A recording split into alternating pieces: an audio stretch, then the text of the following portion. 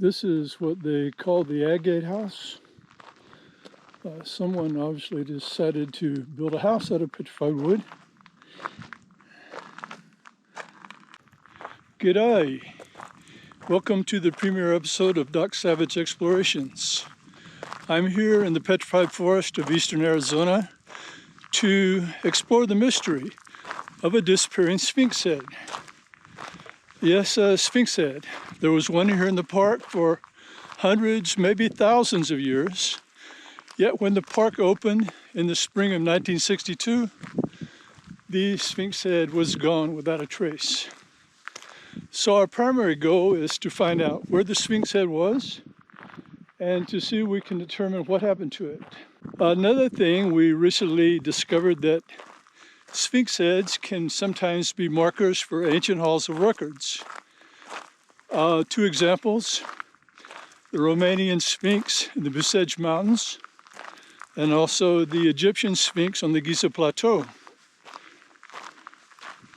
I'll post links down below so you can do further research on these. So we would also like to determine if there is an ancient hall of records associated with the missing sphinx head. So with that in mind, let's take a brief look at the site history of this location, and then we'll get on with the exploration. The history of today's Petrified Forest begins about 250 million years ago at the birth of the Triassic period, when it was part of the huge C-shaped landmass called Pangaea. Then the Petrified Forest was a lush tropical rainforest with 200-foot tall trees and a wide array of Triassic flora that most likely enjoyed a heavy annual monsoon. The huge trees would fall due to periodic cataclysms and get buried in the mud. Over millions of years, the wood fiber would be replaced by silica and become completely crystallized, creating fields of petrified logs that would eventually be re-exposed to the atmosphere by extensive erosional forces. Now, it's widely accepted that humans have been in North America for 25 to 30,000 years. Archaeological evidence confirms the unbroken presence in the Petrified Forest area for at least 12,000 years. The earliest occupants were nomadic bands of Paleo-Indian hunters who fashioned beautiful arrow points from the petrified wood. They were succeeded by ancestral Puebloans on up to contemporary Puebloans like the Zuni and the Hopi.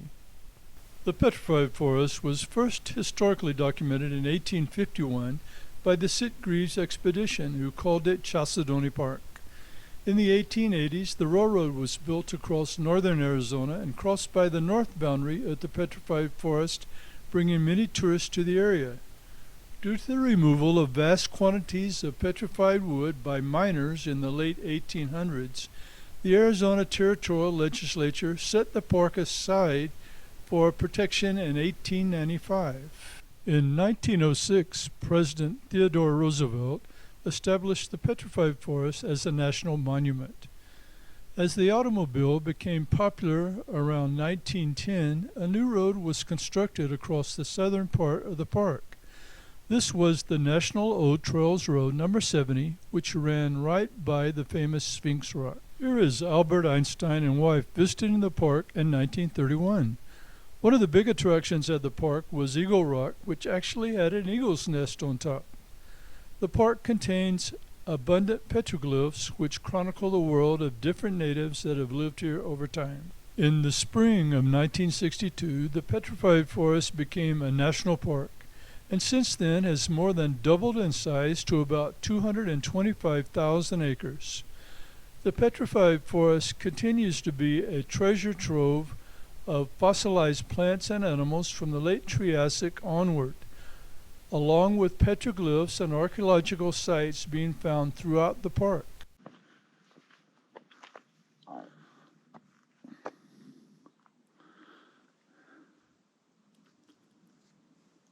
Now, this place is almost like another planet. You could be walking on the moon, except there's air here.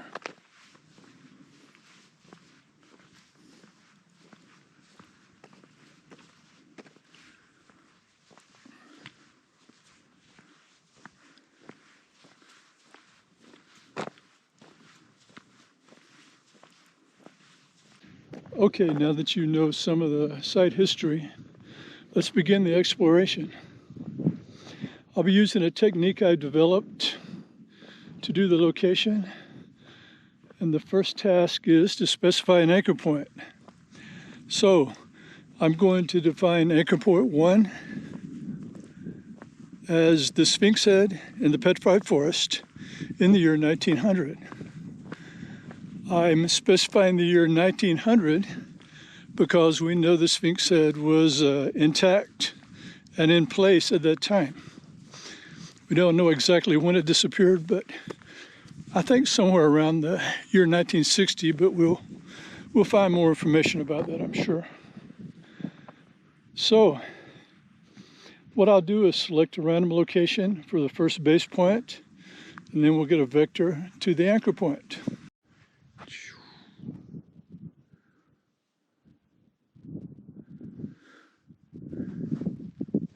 Okay, I've arrived at my first base point. This is going to be AS base 1, AS for Arizona Sphinx. So I'll do the remote anchoring, take the readings, and I'll be right back. Okay, we moved north about 5 miles, and we're going to take another reading here. This is AS base point 2. And I'll put all the data on the bottom of the screen, and then we'll move to the next location.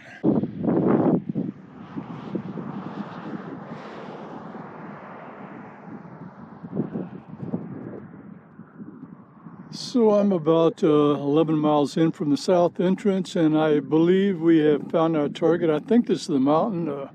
It's hard to tell at this point because these things all look alike, seriously. But I think this is it. We'll see shortly. All right, I have some very good news. This is the place. Right behind me, about 80 meters back this way, is where the old Sphinx head used to be. You know, as far as that goes, it's going to now turn into kind of an investigation to see what happened with it. Okay, I walked around the south end here. I'm going toward the west. And looking at the mountain, you see that little peak up there? That may be what's left of the Sphinx head. I have to verify for sure when I get closer, but okay, I was walking around the northwest section of the mountain, and I came up on this petroglyphs.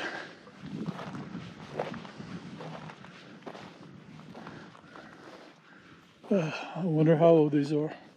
The ground we're walking on is 225 million years old. So tell me how old these petroglyphs are. Oh, no, tell me what they mean.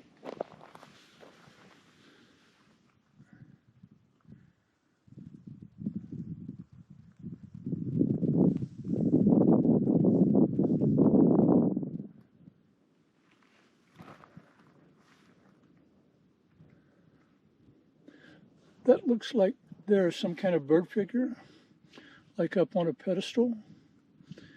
And interesting enough, one of the photographs of the Sphinx, you can almost see a bird head on the Sphinx.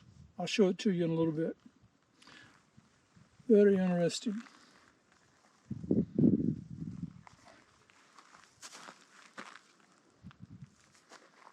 Now I want to look around, see if I can find some more petroglyphs.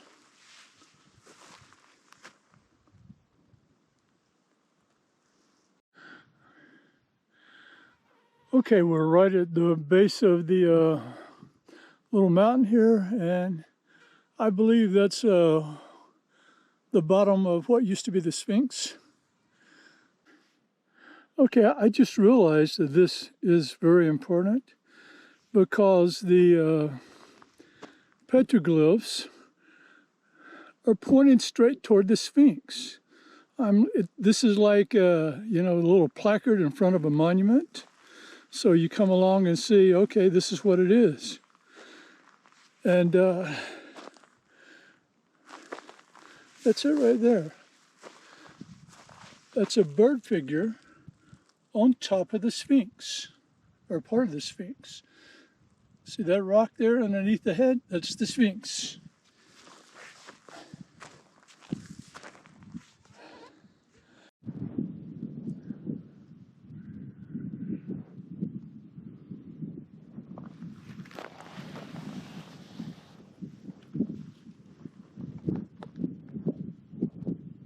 Something truly remarkable occurred here on the first day of the exploration. If you remember, we set the anchor point as the Sphinx head within the Petrified Forest in the year 1900, and we were led straight to this mountain. I assumed that since real Sphinx heads are quite rare, there would only be one here. I was quite wrong. There were two Sphinx heads actually here in the park, and we located one I wasn't even aware of. Upon comparison of the old postcard photos to our mountain, I realized they were two different sites. After hours of research, I came across this Twitter post on the Petrified Forest NPS page. It was posted on July the 8th, 2021, and says the Sphinx head resembled a woman with her hair streaming back. What you see here in the top photo is just the pedestal of the old Sphinx head. Further research turned up one additional post from July the 5th, 2018. The top photo is from April the 20th, 2005. The lower one was taken just 8 days later. According to NPS, the complete formation just collapsed off the west side of the mountain. Now we can turn our focus to the original famous Sphinx head pictured on the postcards. During my research, I found an original 1920s postcard on eBay which references the Sphinx head in the Rainbow Forest, which is in the south part of the park.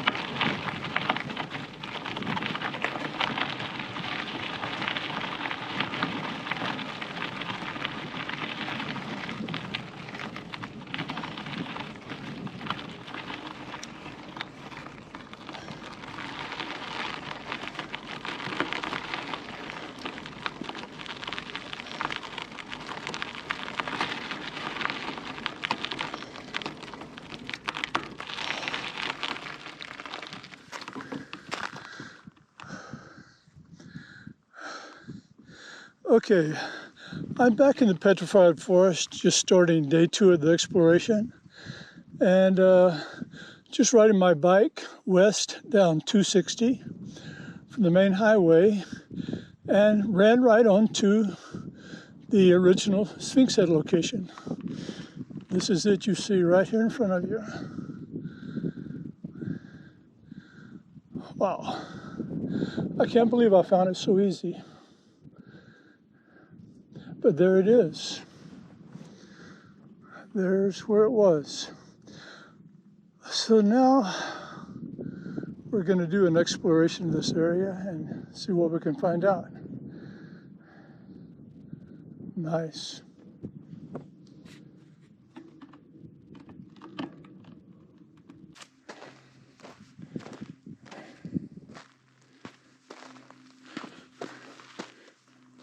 I feel so lucky today that I ran across this. You can do all the research on the internet you want, and you will never discover the location of this little hill where the Sphinx head used to be. I know because I've spent many, many hours doing it. But there it is. Persistence pays off, I guess. Wow. That is definitely it.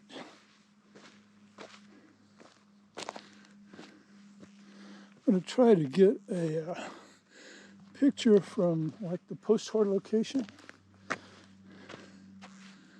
because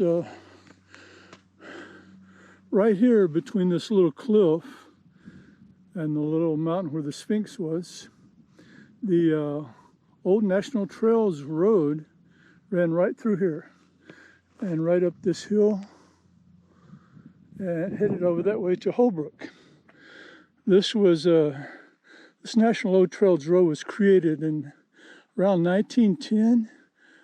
Of course, there used to be like wagon trails before then, but 1908, 1909, 1910, that's when people first started getting their automobiles. And when they got the automobiles, they soon discovered there was no roads to drive the automobiles on, except maybe around their little city, you know. So they formed clubs and got together and started building these roads all the way across the country. And this is where one of the original roads went through right here. It's a National Old Trails Road number 70. Very historic. Very historic place with the road and the Sphinx that used to be here. I'm going to try to move around here and get a picture with these rocks in it, because that's the way it looks on the postcard.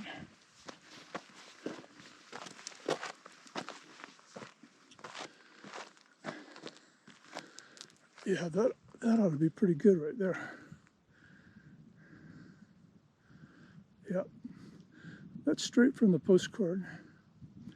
If you look at the postcard, you can see that the Sphinx used to be on top, on the right side of that far mound on the back of the little hill here. I thought it was going to be much larger than this. That's probably why I couldn't find it on Google Earth. But this is what it is. This is it. Okay, now let's do a little exploration and see what we can find here. I would love to find some petroglyphs. We'll see.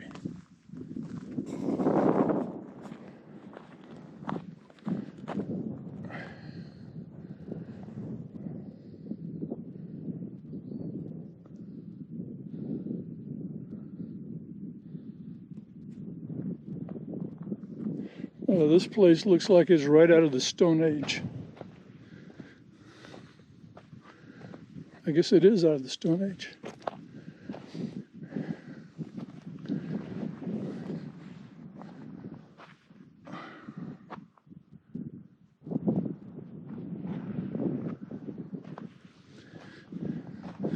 You see this rock here with this big flat surface?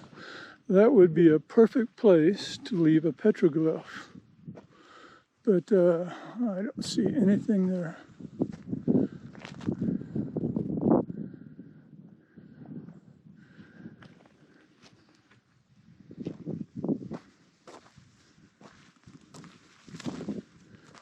Huge boulders though. See, on top up there is actually what's called the cap rock. And as it erodes, these large pieces of rock break off the top and come down the hill, and then a little more sand underneath it erodes until another piece breaks off. And it's just a continuous cycle of erosion.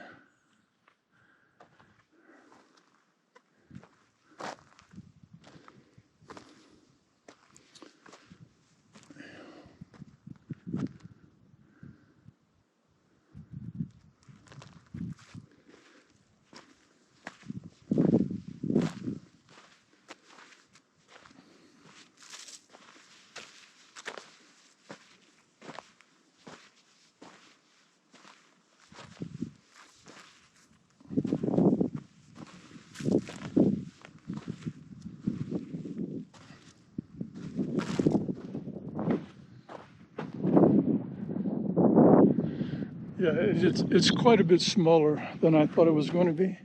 I thought it would be about twice the size, but it's hard to judge size around here, for sure.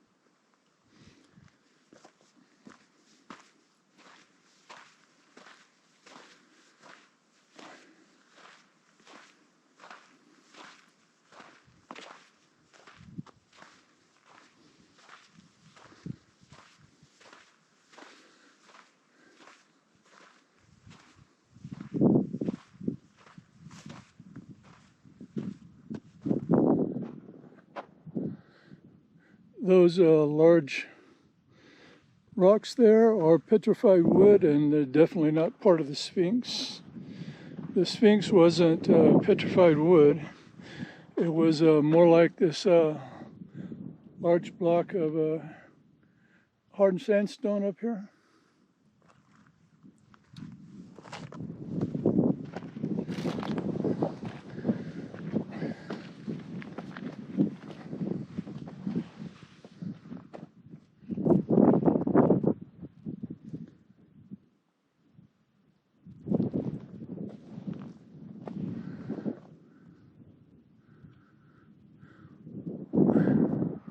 But you can just look at the grain of the side of the hill here, and you can see how it's eroding.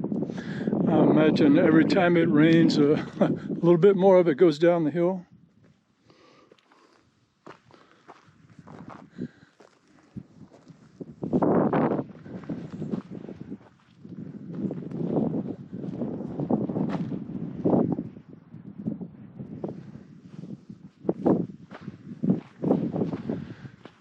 Okay, let's see if we can walk around to the other side. I've got like 3 different postcards of this Sphinx head, and I want to make sure they match up to this mountain here.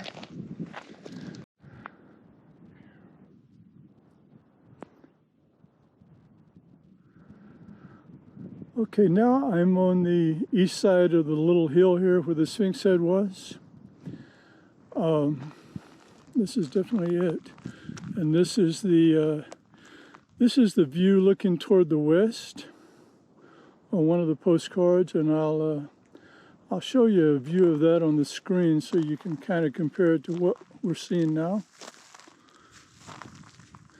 But you see this this white sandy loam over here on the side of the mountain. It forms like a V coming downwards. That is like the giveaway for the location. Everything matches up. And the Sphinx head was over on this side of the little hill. And it was, you see the little layer of rock about 1/3 of the way down from the top? That is what this Sphinx head used to sit on.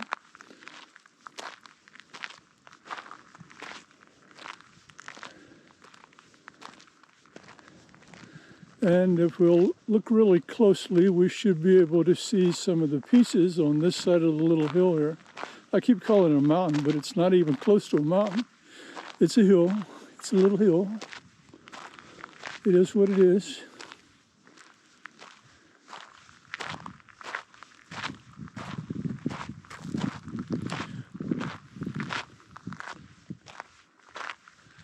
But yeah, the Sphinx head used to be right up here, and I'll post one of the photos we have of the Sphinx head. It had basically 2 different sides to it, and the side nobody ever shows you has a actual bird face on it, and it has been completely worked by humans. You can tell that for sure just by looking at it. I mean, your child could tell that. We don't need an expert to tell us that. We can see it, you know? And I'll be talking more about that later.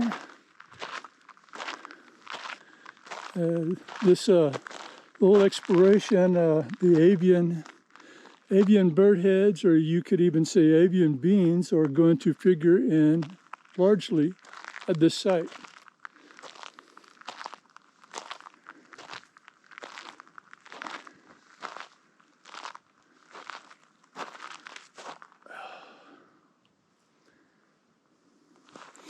Now, this little pedestal right here sticking out, that could very well be where the Sphinx head was. It was somewhere around in this area.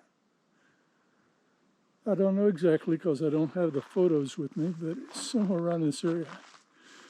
We're going to get over here, take a good look at these rocks, and see what we can find. Okay, I had a close look at the rocks on the side of the hill here.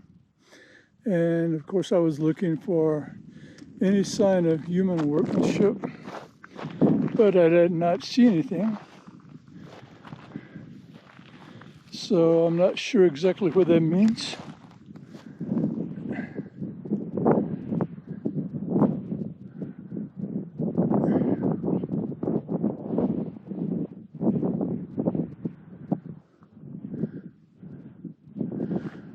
But for all appearances' sake, this is the place, and the Sphinx head is gone without a trace.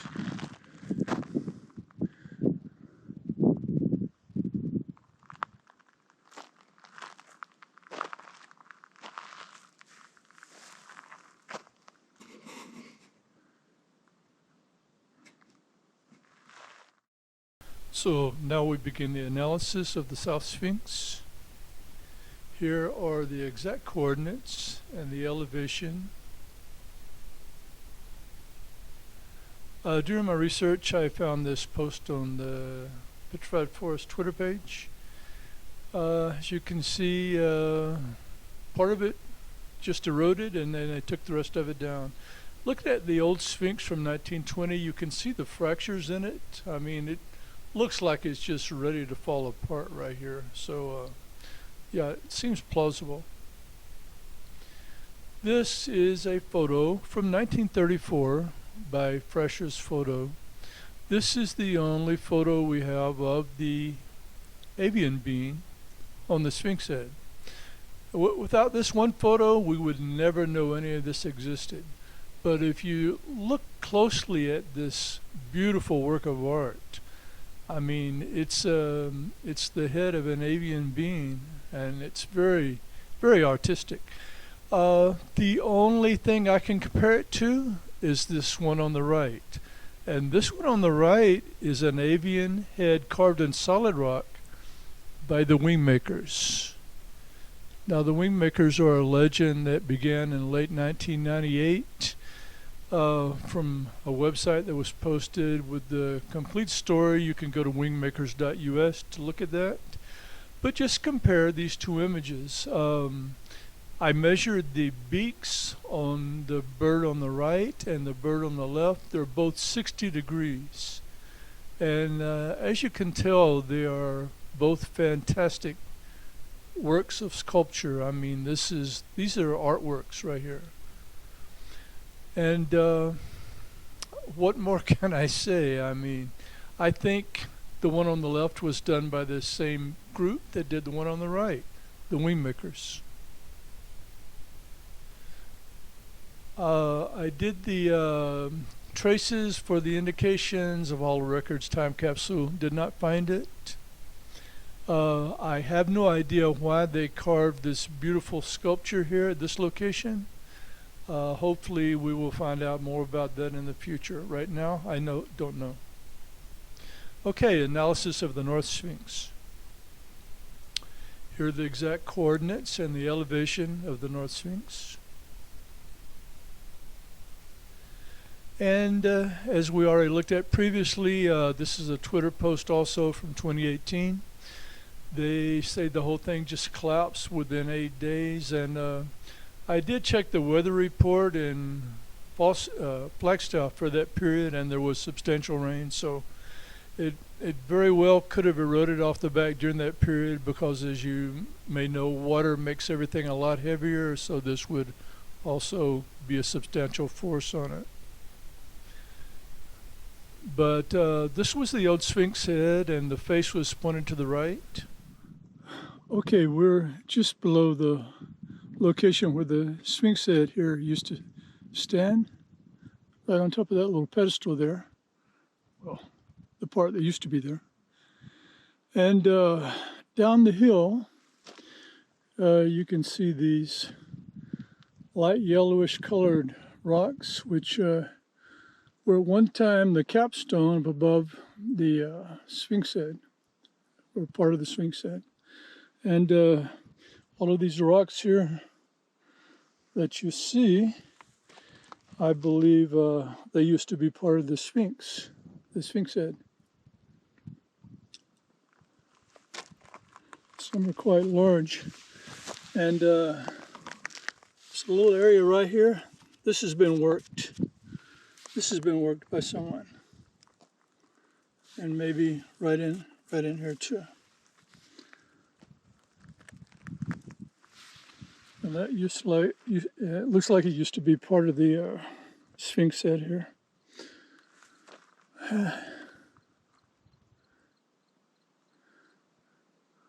It's just supposition, but it all fits together. I'm going to look around here and see if I can find any other traces of human activity.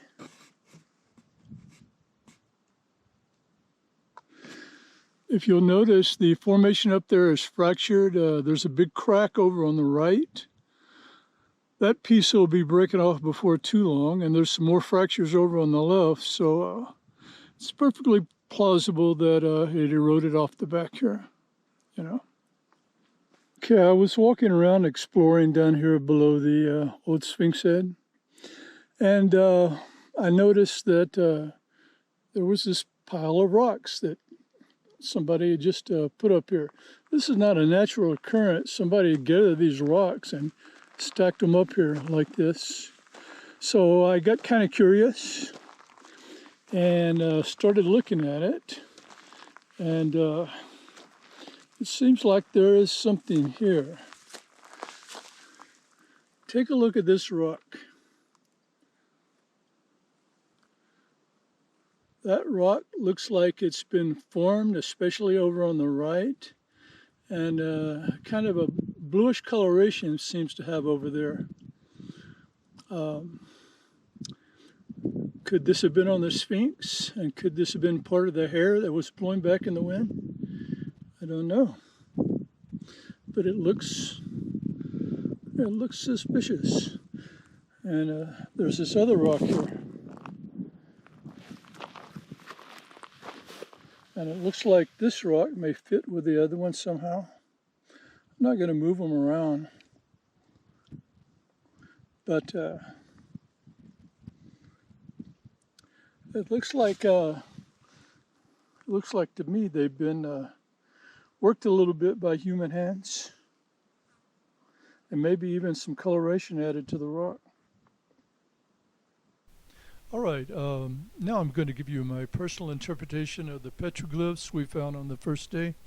Remember, this petroglyph is pointed straight toward the location of the Sphinx head, and I believe that the avian head on the top represents the Sphinx. I believe that the interpretation of the woman with her hair blown back in the wind was actually an avian being with feathers growing back around its head. If you look at the three lines coming off the back of the avian's head here, that would be similar. And the structure below the head, I believe that represents the mountain. So you have the Sphinx, an avian Sphinx on the mountain. And then you notice the little circle figure down below the mountain over to the left. I believe that circle figure represents a time capsule. I used my special technique to locate this under the mountain, and I did find it. I did actually found it before I saw this interpretation, and it is over on the north side of the mountain, underneath the mountain, and it seems to be a time capsule. And if you go by the petroglyph, it's either going to be cylindrical or spherical. Other points of the petroglyph that lend credence to this is the spirals over on the right. The top one is clockwise, the lower one is counterclockwise, and they're both connected together. So this can be looked at as the past is connected to the future. And what does that? A time capsule does that. And there are other things on the petroglyph that are just don't know how to describe. Over on the left, there's a avian head. It looks similar to that of a penguin. I don't know. I don't really know why it's there. Just to the right of that bird's head is a little snake there. And then you have the hash marks in the middle, and then you have the hash marks going up from the surface up to the right, right into the lower spiral. And there's 15 little hash marks. This could possibly represent steps up to the right of the mountain, going into maybe one of the vortexes there. I don't know.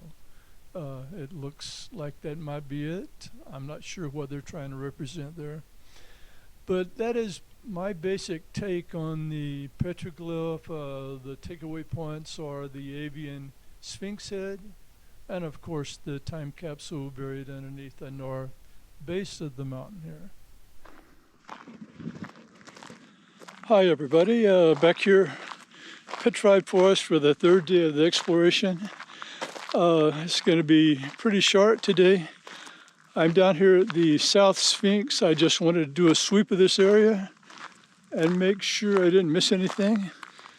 Yeah, remember when we started, we were looking for one Sphinx. Now we have two Sphinxes. The one here in the south is going to be the South Sphinx. The one near the middle of the park is going to be the North Sphinx. So one thing I wanted to point out here today is I found out exactly where the South Sphinx was. You see this darker soil here, kind of shaped like a V going up to the top.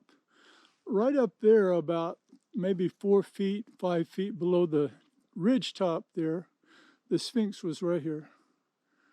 And all of this darker material used to be part of the Sphinx, because you see the rest of the hill looks like this very light yellow color, and this is very dark. So all of this debris we're looking at here used to be part of the Sphinx. So it's kind of, I would say it's kind of broken up.